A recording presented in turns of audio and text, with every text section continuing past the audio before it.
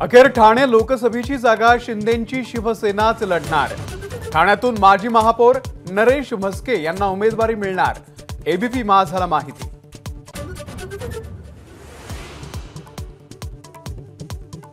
मुंबईचे माजी पोलीस आयुक्त संजय पांडे निवडणुकीच्या रिंगणात उतरण्याची शक्यता।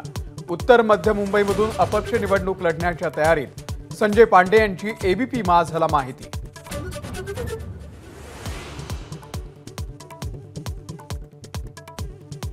माढ्यामध्ये फडणवीस शरद पवारांना धक्का देण्याच्या तयारीत। शरद पवारांचे निकटवर्तीय अभिजित पाटील भाजपच्या वाटेवर असल्याची चर्चा।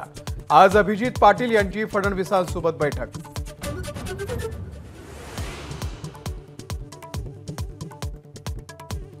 आत्ताचे शाहू महाराज केवळ संपत्तीचे वारसदार। राजर्षी शाहू महाराजांचे पणतू राजवर्धन सिंह कदम बांडे यांचा निशाणा। तर महायुतीचे उमेदवार संजय मंडलिक यांना मतदान करण्याचं आवाहन।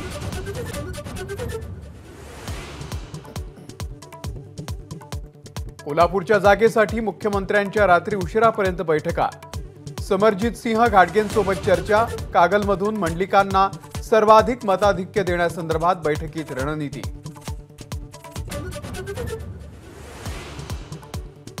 नरेंद्र मोदींनी पंतप्रधान पदाची किंमत ठेवली नाही। हुकुमशाही करणाऱ्याला खड्यासारखे बाजूला काढा, शरद पवार यांचा घणाघात।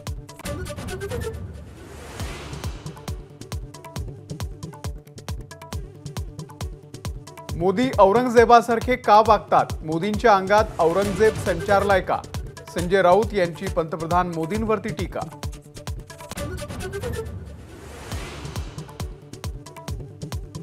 ओबीसी बहुजन पार्टीचे सांगली लोकसभेचे उमेदवार प्रकाश शेंडगे यांच्या गाडीला अज्ञातांकडून चपलांचा हार। तर गाडीवरती शाईफेक। मराठा समाज पराभव केल्याशिवाय शांत बसणार नाही, शेंडगेंना धमकीवजा इशारा।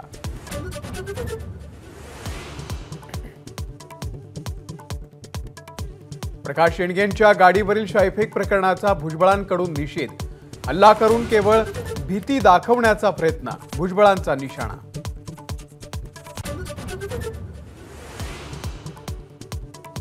पंतप्रधान मोदींचा महाराष्ट्रामध्ये सभांचा धडाका। मोदींच्या सोमवारी आणि मंगळवारी म्हणजे उद्या आणि परवा एकूण 6 सभा।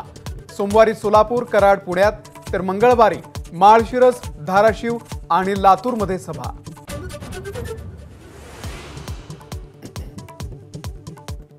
राहुल गांधींनी अमेठीमधून तर प्रियंका गांधींनी रायबरेलीमधून निवडणूक लढवावी।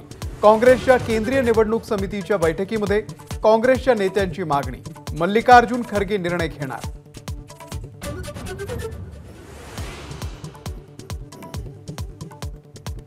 अभिनेता साहिल खानला 4 दिवसांची पोलीस कोठडी। महादेव बेटिंग ॲप प्रकरणामध्ये पोलीस कोठडी।